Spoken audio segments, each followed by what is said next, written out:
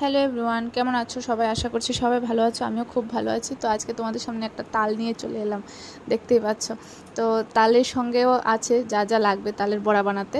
তো আমাকে হঠাৎ করে ফোন করে বলছে যে তাল নিয়ে আসছি, কী কী লাগবে বলো। তো আমি যা যা বললাম সবই নিয়ে এসছে, সুজি, ময়দা, চিনি, তেল, যা যা লাগে সবই নিয়ে এসছে।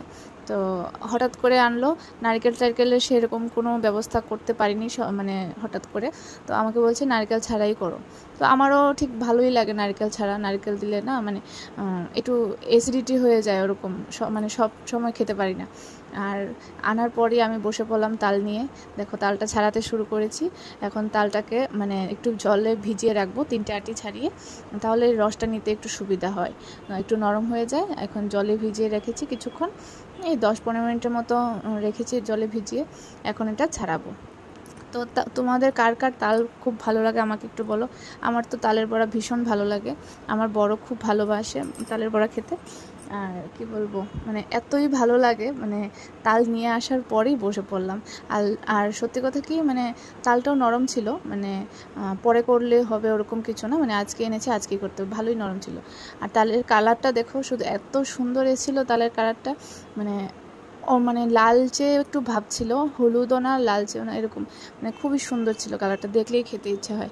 দেখো আমার রস ছাড়ানো হয়ে গেছে, এই দেখো কালারটা দেখো এত সুন্দর।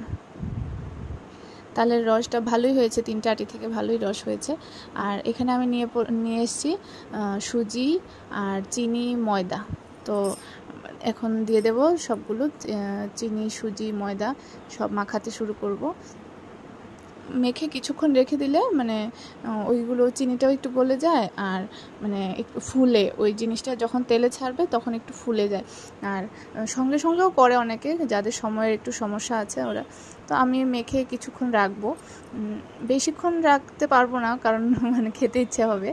তো 30 মিনিটের মতো রাখবো। এই দেখো সুজি, চিনি আর ময়দা দিয়ে আমি মাখাতে শুরু করেছি। মাখানো শেষ হয়ে গেলে একটু ঢেকে রেখে দেব। তো আধ ঘন্টা পরে আমি শুরু করব বানানোটা। তো দেখতেই পাচ্ছ মাখানো হচ্ছে, দেখো কালারটা দেখো এত সুন্দর, দেখলেই খেতে ইচ্ছা হয় না। এই দেখো আধ ঘন্টা পরে আমি খুললাম, কি সুন্দর। আমি তো কাঁচাও খাই, মানে এই যে মাখাটাও এত দারুণ লাগে আমার কাছে। তো এখানে কড়াইতে আমি তেল দিয়ে দিলাম, তেলটা গরম হয়ে গেছে। এখন মানে আমি হাত দিয়ে দেখছিলাম মানে তেলটা গরম হয়েছে কিনা। তো ভালোই গরম হয়ে গেছে, এখন একটা একটা দিয়ে দেব। এই দেখো তেলটা খুব ভালো গরম হয়েছে। ভালো করে তেলটা গরম না হলে না লেগে যায় কড়াইতে। তো যারাই করবে সব সময় মানে তেলটা একটু ভালো গরম করে তারপর করবে। দেখো আস্তে আস্তে একটা দুটো করে আমি দিয়ে দিচ্ছি বড়াগুলো।